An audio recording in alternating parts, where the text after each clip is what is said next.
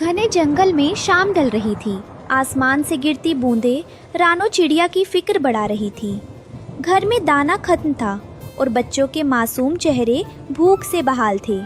अम्मी, बहुत जोर से भूख लगी है। क्या आज भी हमें भूखा ही सोना पड़ेगा? देखना गुड़िया, बाहर कितनी तेज बारिश है। अम्मी दाना लाने कहाँ जाएंगी? नहीं मेरे प्यारों, सब्र रखो। जब ऊपर वाला रास्ता बंद करता है तो दूसरा खोल भी देता है। मेरे पास थोड़े नूडल्स रखे हैं, मैं आज तुम्हें गर्मा गर्म मैगी बनाकर खिलाऊंगी। वहीं दूसरी तरफ कालू और गोरी की बड़ी सी दुकान थी। वो अमीर थे, लेकिन उनका दिल काला और नीयत बेहद लालची थी। अरे ओ गोरी, देख रही है बारिश? आज तो कोई बर्गर खाने नहीं आएगा, सब नुकसान हो गया। अजी सुनिए, ये बासी बर्गर फेंकना मत। कल थोड़े सस्ते दाम पर किसी मासूम परिंदे को बेच देंगे। हमें तो बस मुनाफा चाहिए, चाहे किसी की सेहत बिगड़े या जेब कटे। कालू और गोरी जहां अपने मुनाफे का हिसाब लगा रहे थे, वहीं जंगल के दूसरे कोने में गरीबी और बेबसी का मंजर था।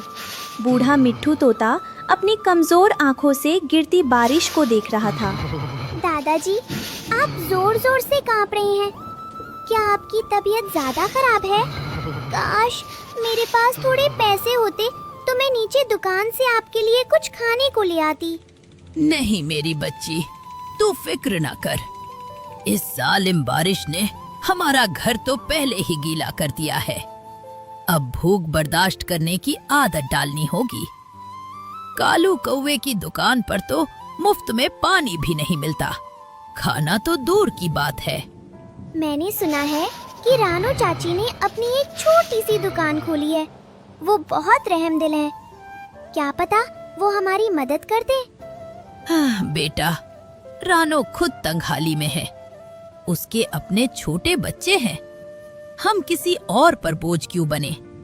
बस दुआ कर कि ये बारिश थम जाए, तो शायद मैं कहीं से 2 दाने तलाश कर सकूं। रानो ने हिम्मत नहीं हारी। उसने अपनी जमा पूंजी से एक छोटी सी रेहड़ी लगाई। उसकी मैगी की खुशबू ऐसी थी कि हर परिंदा खींचा चला आता। वाह रानो बिटिया, क्या जायका है तुम्हारी मैगी में, और कीमत भी कितनी कम। चाचा, ये सिर्फ कारोबार नहीं है। मैं चाहती हूँ कि इस जंगल में कोई बच्चा भूखा ना सोए। बरकत तो ऊपर वाला देता है।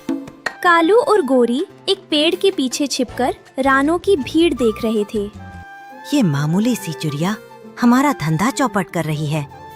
लोग बर्गर छोड़कर इसकी मैगी खा रहे हैं। हमें कुछ करना होगा कालू। इसके खाने में कुछ मिला देते हैं ताकि सबका पेट खराब हो जाए और बदनामी इसकी हो। जहाँ एक तरफ नफरत की आग चल रही थी, वहीं रानो की दुकान पर मोहब्बत की खुशबू महक रही थी। रानो सिर्फ मैगी नहीं बल्कि अपनापन बांट रही थी। रानो बहन, तुम्हारी मैगी में कोई तो जादुई मसाला है। इसे खाकर दिल बाग बाग हो जाता है। आपा, ये मेरा मसाला नहीं, आप सबकी दुआएं हैं। कुकू बेटा, जरा बुलबुल आपा को थोड़ा एक्स्ट्रा सूप तो देना, उन्हें जुकाम है। जी अम्मी, अभी लाया। नफरत की आग में अंधा हुआ कालू कौवा दबे पांव रानो की दुकान की तरफ बढ़ रहा है, ताकि एक चुटकी जहर से उसकी पूरी मेहनत और साख को राख कर सके। अब देख रानो, तेरी मैगी खाकर जब सब बीमार पड़ेंगे तो तुझे इस जंगल से खदेड़ दिया जाएगा। जहाँ एक तरफ कालू साजिशों के जाल बुन रहा था, वहीं दूसरी तरफ रानो के घर के ये चिराग अपनी अम्मी का बोझ हल्का करने के लिए पसीना बहा रहे थे। भैया देखो, मैंने ये प्लेट कितनी चमका दी। अम्मी खुश हो जाएंगी ना? हाँ गुड़िया, जब हम अम्मी की मदद करते हैं तो उनके चेहरे की मुस्कान बहुत प्यारी लगती है। अम्मी कितनी मेहनत करती हैं हमारे लिए।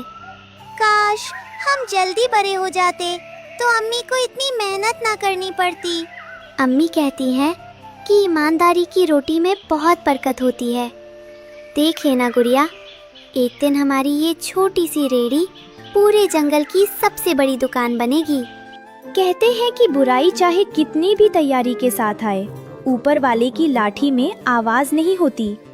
कालू जैसे ही पाउडर कढ़ाई में फेंकने लगा, अचानक आसमान का मिजाज बदल गया और कुदरत ने अपना फैसला सुना दिया।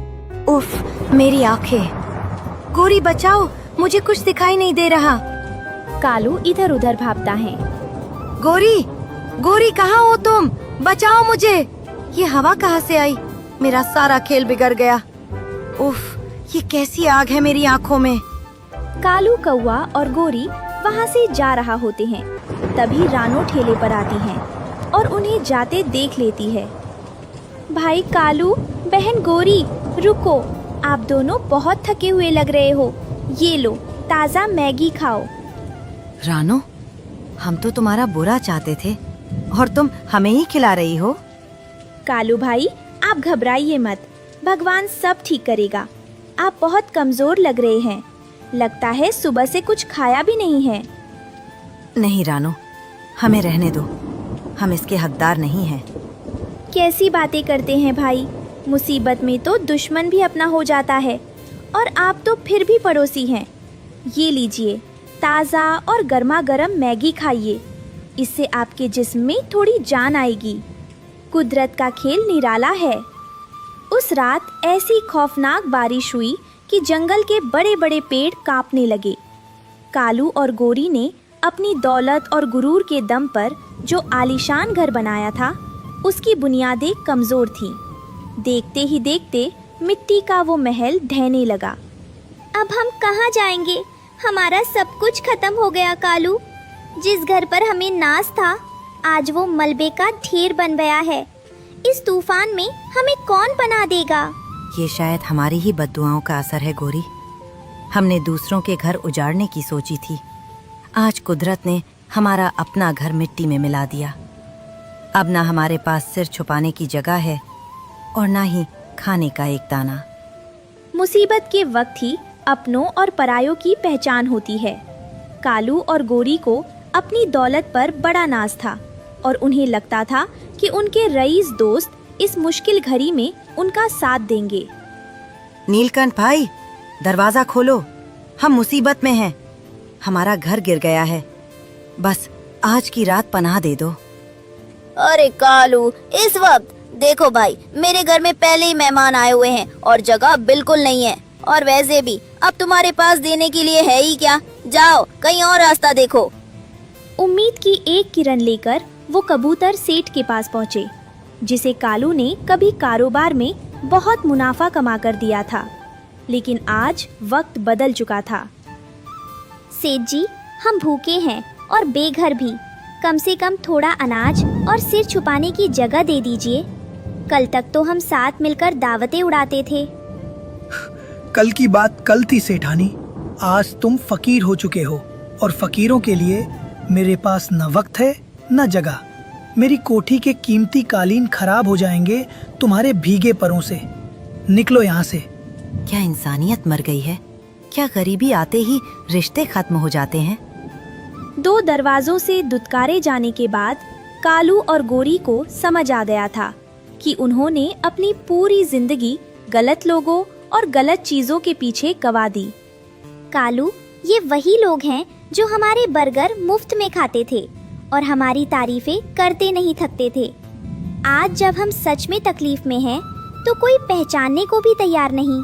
हमने हमेशा लोगों को उनके पैसों से तौला गोरी।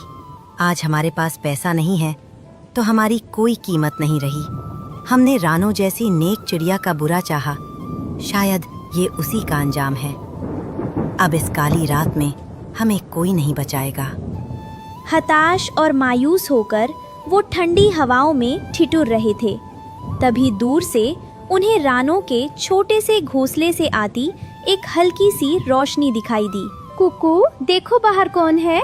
इस तूफान में कोई मुसाफिर फंस गया है क्या? रानो दरवाजा खोलती है और देखती है कि कालू और गोरी भीगकर कांप रहे हैं। अरे कालू भाई, गोरी बहन, आप यहाँ इस हाल में? रानो, हमारा घर गिर गया, हम बेघर हो गए हैं। घबराओ मत गोरी बहन, जब तक हम साथ हैं कोई बेघर नहीं है। मेरे इस छोटे से आशियाने में जगह कम है पर दिल में बहुत जगह है। आ जाओ जल्दी अंदर, वरना ठंड लग जाएगी। अम्मी, ये तो हमसे चाहते थे ना, फिर आपने इन्हें जगह क्यों दी? बेटा, बुराई का जवाब बुराई से देना तो आसान है, पर असली बहादुरी बुराई का जवाब अच्छाई से देने में है। रानो, हमें माफ कर दो। हमने तुम्हारी मैगी में जहर मिलाने की कोशिश की थी, लेकिन तुम्हारी मोहब्बत ने हमें बदल दिया। अब से हम भी ईमानदारी से काम करेंगे और किसी का दिल नहीं दुखाएंगे। अब उस जंगल में नफरत की जगह मोहब्बत ने ले ली थी। कालू अब बर्गर नहीं बल्कि रानो की मैगी परोसने में उसकी मदद करता था।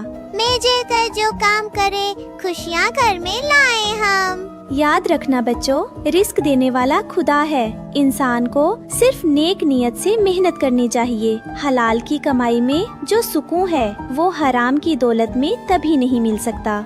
रानो की जादुई मैगी ने सिर्फ पेट नहीं भरा बल्कि दिलों की दूरियां भी मिटा दी, और इस तरह एक छोटी सी चिड़िया ने पूरे जंगल को